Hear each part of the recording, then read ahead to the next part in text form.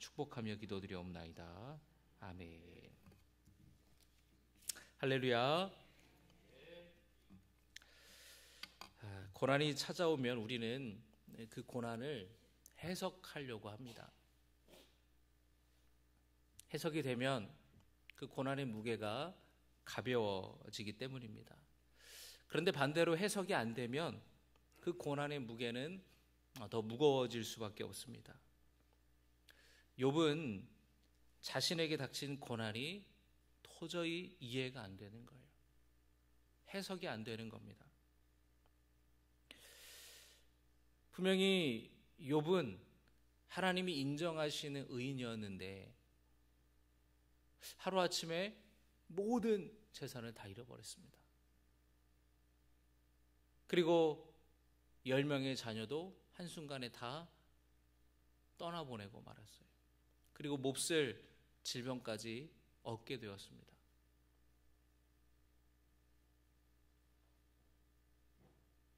그 자신에게 닥친 고난이 욥은 해석이 안 되는 것이에요. 그래서 억울함을 호소하고 고통 가운데에 탄식하며 울부짖었습니다. 욥을 위로하기 위해서 3명의 친구들이 찾아왔는데요. 친구들은 저마다의 방식으로 욥을 위로하고 그 욥의 고난을 해석하려고 합니다. 그런데 오히려 그것이 욥에게 더 큰 아픔을 주고 상처를 주고 말았습니다.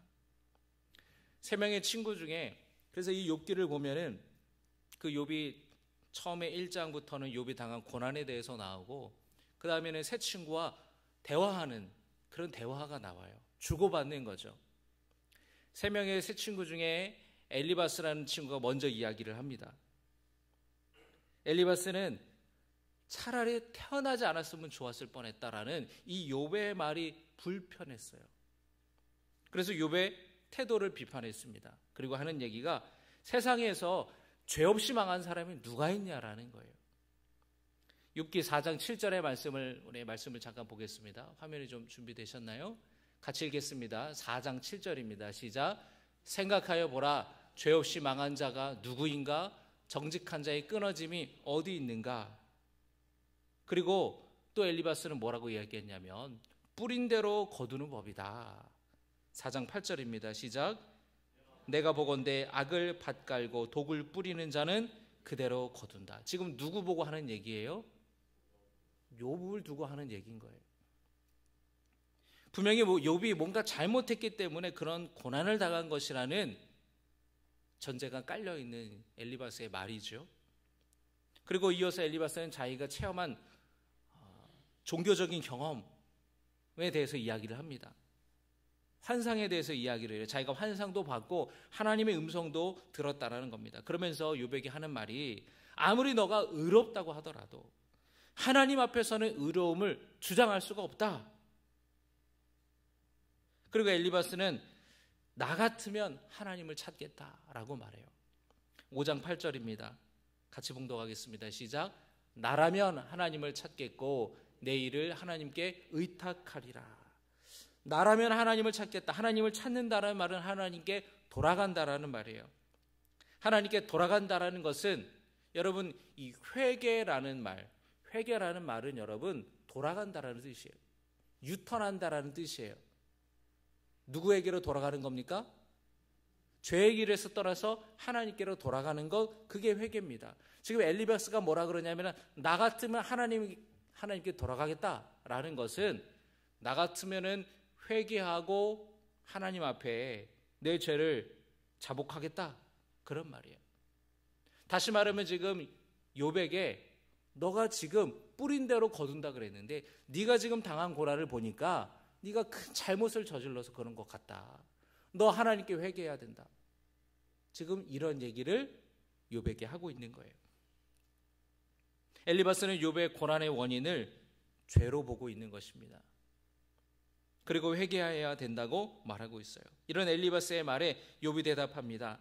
내 고통의 무게를 달아본다면 바다의 모래보다도 무거울 것이라고 자신의 고통을 그렇게 표현해요. 하나님의 화살이 나에게 박혔다고, 하나님이 두렵다고, 하나님이 무섭다고 그렇게 이야기를 합니다.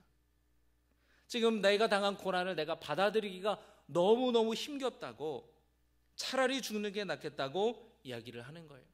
그러면서 새 친구에게 말하는 거가, 내가 너네들에게 내가 뭘 달라고 한 적 있냐? 내가 돈을 달라고 했냐? 나를 구원해 달라고 한 적 있냐? 어떻게 그렇게 말할 수가 있냐고. 너희들은 내 허물을 들춰내려고 그러고 나를 책망하고 나를 꾸짖고 있다고 친구들에게 욥이 그렇게 말했어요. 나는 입 다물고 꾹 참고 있고 싶지 않다고. 말하지 않고서는 내가 견딜 수 없다고. 하나님이 나를 누르고 계시다고. 하나님 제발 나를 내버려 두십시오. 차라리 나를 놓아주십시오. 내가 지금 아무리 죄를 지었다 하더라도 지금 하나님이 행하신 일은 너무한 것 아닙니까? 부당합니다. 욥이 그렇게 하나님께 하소연해요. 이런 욥의 말을 듣고 두 번째 친구인 빌닷이 욥에게 충고하는 거예요. 바로 그 말씀이 오늘 8장의 말씀입니다. 첫 번째 친구인 엘리바스보다도 더 강한 어조로 이 빌닷이 욥에게 말하고 있어요. 자, 여러분 2절의 말씀 보겠습니다. 2절입니다. 같이 읽겠습니다. 시작.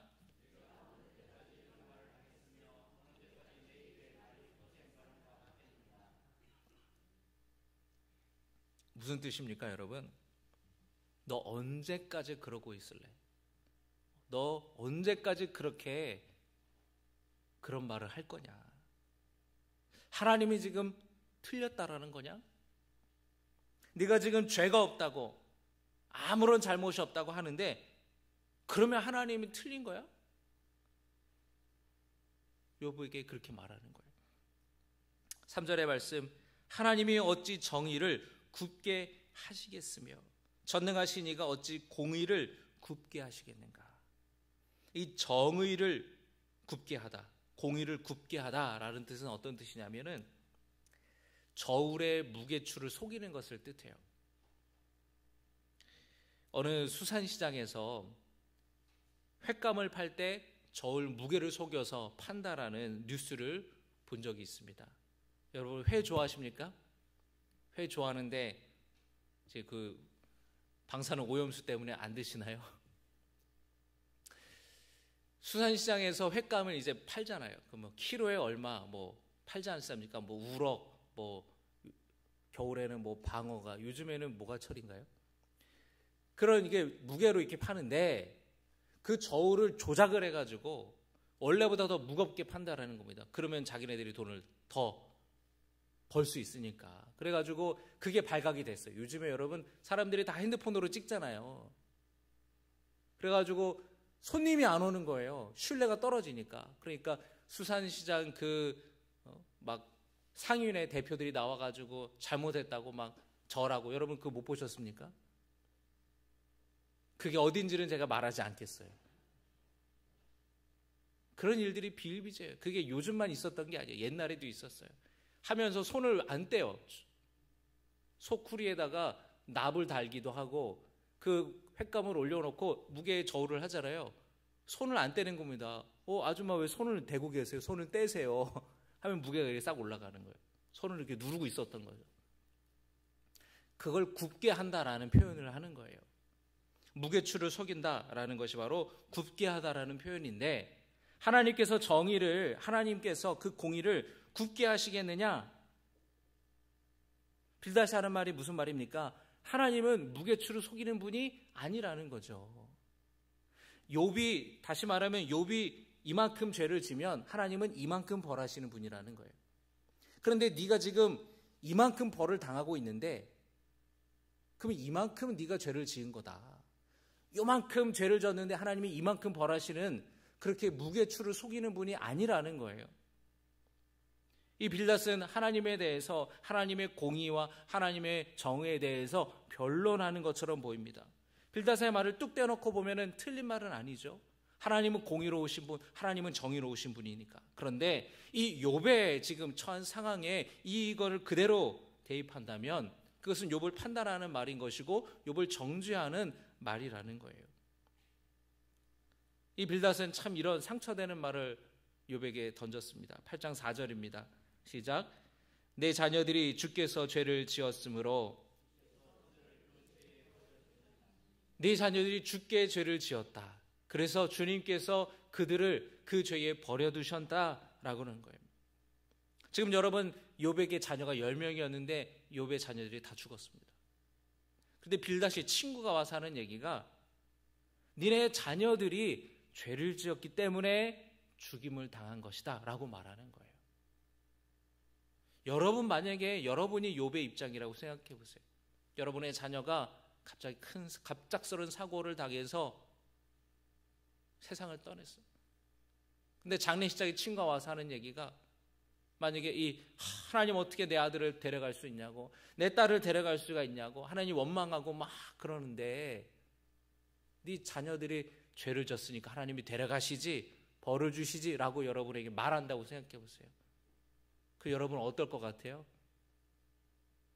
당장 귀싸대게 치지 않겠습니까? 어떻게 그런 말을 할 수 있냐고. 그러지 않겠어요? 빌닷이 지금 욥에게 그러고 있다라는 거예요. 정말 잔인하고 무서운 말을 하는 겁니다.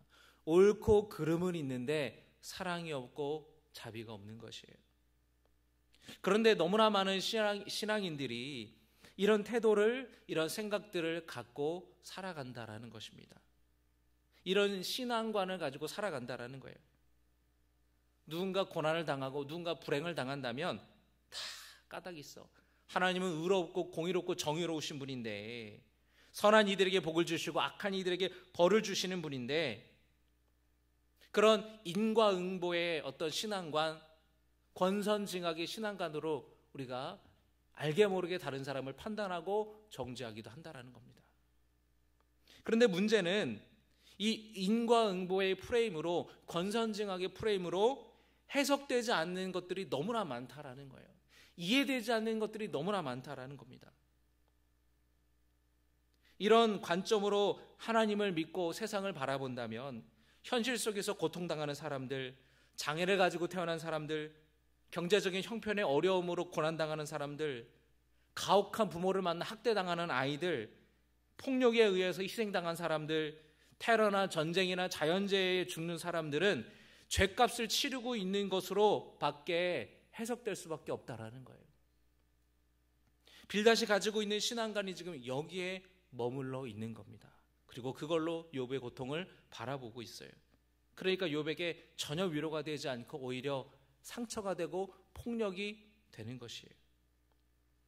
그러면서 빌닷이 하는 얘기가, 네가 하나님을 찾으면 하나님이 돌보실 거다. 네가 지금은 미약하지만 나중에는 창대될 것이다 라고 말하는 거예요. 그러니까 여러분, 우리가 참 좋아하는 그 말씀들, 개업하는 우리 성도들이 어떤 가게를 개업했을 때에 붙어있는 성구들, 8장 4절이죠. 8장 몇 절입니까? 8장 7절이죠. 내 시작은 미약하였으나 내 나중은 심히 창대하리라 라는 그 말씀이, 이 말씀만 딱 떼어놓고 보면은 참 은혜가 되는 말씀이지만, 이 욥기 전체를 봤을 때에 욥과 빌닷의 대화를 쭉 봤을 때에는 이게 욥을 책망하는 빌닷의 폭력적인 말이라는 거예요. 그래서 여러분, 성경을 읽을 때 우리는 그 한 구절만 딱 떼서 읽으면 안 되는 거예요. 전체적인 맥락을 이해하고 그 성경이 말하는 교훈과 하나님이 주시는 메시지를 우리는 전체적인 것으로 꿰뚫는 눈이 있어야 되는 것입니다. 왜 이단이 이단이에요? 말씀 한 구절 가지고 자의적으로 해석하기 때문에 이단이라는 거예요. 처음은 같은데 끝은 다른 거예요. 비유적으로 알레고리컬하게 자의적으로 해석을 해버리는 겁니다. 막 말씀들을 껴맞추는 거예요. 여러분, 이 말씀들을 껴맞추면요, 세상에 없던 논리들이 생기는 거예요. 빌닷이 지금 인과응보의 원리를, 이 권선징악의 원리를 무차별적으로 욥에게 적용하면서 그것이 폭력이 되어버리고 있다는 것입니다. 욥의 고통은 눈에 들어오지 않고 있는 거예요. 빌닷은 이어서 왕골과 갈대 그리고 거미줄에 비유해서 말합니다. 오늘 10절까지의 말씀을 봤는데 11절부터 나오는 말씀들을 보면은 바로 그런 비유들이 나오는데, 여러분이 왕골이라는 거는 돗자리를 만드는 그런 재료, 식물이죠. 습지에서 자라는데 이 왕골이 습지가 아닌 곳에서는 잘 자랄 수 없지 않느냐, 갈대가 물이 없는 곳에서는 자라지 못하지 않느냐, 말라버리지 않느냐, 하나님을 떠난 자의 삶도 이렇다. 그러니까 너 더 이상 죄짓지 말고, 말로 하나님 앞에 죄짓지 말고 또 하나님께 돌아와야 된다. 거미가 애써서 거미줄을 치고 집을 지어도 금세 끊어지는 것처럼 네가 의지하는 것, 네가 의롭다고 생각하는 것들 다 무너지는 거야. 여러분이 인과응보가, 그 원리가, 권선징악의 원리가 그게 잘못된 것은 아니에요. 그것은 우리에게 희망이 되고 소망이 되고 바른 길을 알려줍니다. 예를 들면 여러분, 전래동화 이야기 있죠. 옛날에 우화들은 다 이런 프레임이에요. 콩쥐와 팥쥐, 뭡니까? 결국에는 콩쥐가 잘 되잖아요. 신데렐라 구박하는, 어렸을 때부터 어머니를 잃고요, 계부와 언니들에게 괴로움을 당했더래요. 샤바 아이 샤바. 갑자기 고무줄을, 어렸을 때 고무줄하던 그 여자친구들의 노랫소리. 결국엔 여러분, 신데렐라가 왕자를 만나서 백설공주도 결국에는 자기를 죽이려, 독사로 죽이려는 여왕에게 죽임 당할 뻔했지만 백마탄 왕자를 만나잖아요. 이 이야기가 주는 교훈들이 있다라는 거예요. 놀부는 벌을 받고 흥부가 잘 되는. 그래서 여러분, 이것이 우리에게 주는 교훈이 있습니다. 나쁜 짓 하면 안 돼. 악하게 잘못하면서 살아가면 벌을 받아. 착하게 살아야지. 선을 행하며 살아가는 것이 마땅하고 옳은 것임을 배우는 거예요. 그런데 이 세상을, 우리의 삶을 그 권선징악과 인과응보의 프레임으로만 바라볼 수는 없다라는 것입니다. 그게 통하지 않을 때가 훨씬 더 많기 때문에 그렇습니다. 우리는 우리의 고통이 찾아올 때 그 원인이 분명하지 않을 때, 해석되지 않을 때 혼란스럽죠. 우리는 그 가운데에 여전히 나를 사랑하시는 하나님을 신뢰하는 것이 필요합니다. 고난당할 때에 나를 위로해주고 기도해주는 사람이 있음을 여러분 기억하시기를 주님의 이름으로 축복합니다.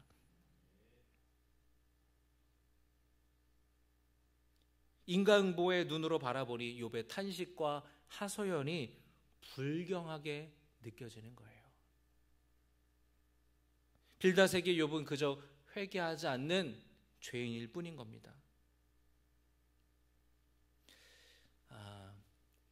여러분, 그 어떤 위기와 문제를 사람이 이렇게 만나잖아요. 그러면은 사람마다 반응이 다른데, 어떤 사람은 막 화를 내고 분노하는 사람이 있습니다. 또 어떤 사람은 슬픔에 빠지기도 해요. 비탄에 빠지기도 하고 절망에 빠지기도 하고, 그리고 부정합니다. 그럴 리 없어. 아니야. 그러지 않을 거야. 절대 그럴 수 없어. 부정하기도 해요. 그리고 하나님을 원망하기도 합니다. 또 막 혼란스러워요. 어떨 때는 막 감정이 막 올라갔다 내려갔다 올라갔다 내려갔다. 고난을 우리가 처음에 감당할 수 없을 만한 고난을 당할 때 우리의 마음이 그래요. 그 상태를 전문 용어로 반응기라고 이야기를 합니다. 반응기. 그 고난에 우리의 마음이 반응을 하는 거예요. 근데 이때는 그런 감정과 혼란스러운 마음에 대해서 충분히 공감해 줘야 돼요. 그리고 그 이야기를 다 받아주고 공감을 해주는 겁니다. 어떻게 하나님이 나한테 이럴 수 있냐고. 막 그럴 때에 정말 그렇게 생각할 수 있을 것 같다고. 얼마나 힘들면 그렇게 생각하겠냐고 그렇게 공감을 해주는 거예요. 지금 욥의 상태는 이런 반응기에 있는 상태인 거예요. 너무 해석이 안 되고 이해가 안 되고 화도 나고 억울하고 탄식하고 하나님께 말이죠. 그런데 그런 상태에 있는 욥의 이야기를 그냥 그대로 그럴 수 있다고 그럴 수 있다고 네 잘못이 아니라고 충분히 하나님께 화가 날 만하다고 억울할 것 같다고 그렇게 말하지 않고 욥의 친구들은 지금 네가 지금 하는 말들이 태도가 불경하다 옳지 못하다 이렇게만 지금 이야기를 하고 있으니 욥의 전혀 위로가 되지 않는 것이죠. 근데 이때 이런 반응일 때 충분히 얘기를 들어주고 그 감정들을 표현하는 것을 받아주고 수용하면 그 다음에는 수용기로 넘어가요. 그 고난을 받아들이는 거죠. 그래. 뭐 나만 이렇게 살아가나? 다른 사람도 어려움을 당하던데. 그럴 수 있지. 하면서 이제 내가 이제 그래도 포기하지 말아야지. 내가 힘을 내야지. 그렇게 이제 그 고난을 이제 넘어가는 거예요. 여러분은 여러분의 주변에 누군가 고난의 어떤 그런 문제와 고통 가운데 있는 사람이 누가 있습니까? 여러분의 관심이 누구의 죄 때문인가? 무엇 때문에 이런 일이 일어나는가? 그 원인에 초점을 맞추는 것이 아니라 그 사람의 지금 당하고 있는 현재의 고난과 아픔에 여러분의 관심이 있기를 주님의 이름으로 축복합니다. 우리는 너무나 쉽게 판단해 버려요. 너무나 성급하게 답을 주고 싶어 해요. 그렇게 하는 이유는 이 사람의 그 고난과 고통을 내가 감당하기 어려워서 그런 거예요.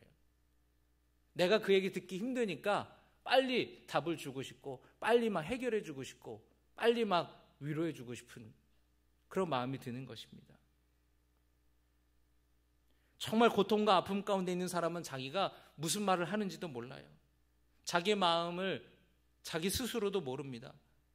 분노하게 되고 혼란스러워하고 고통스러워하고 엘리바스처럼 빌닷처럼 판단하고 정죄하는 것이 아니라 그 힘든 마음을 표현할 수 있도록 들어주고 위에서 기도해 줄 수 있는 여러분이 되기를 주님의 이름으로 축복합니다. 그 가운데 성령께서 함께 하셔서 그 마음을 어루만져 주시는 치유가 일어나는 것이에요.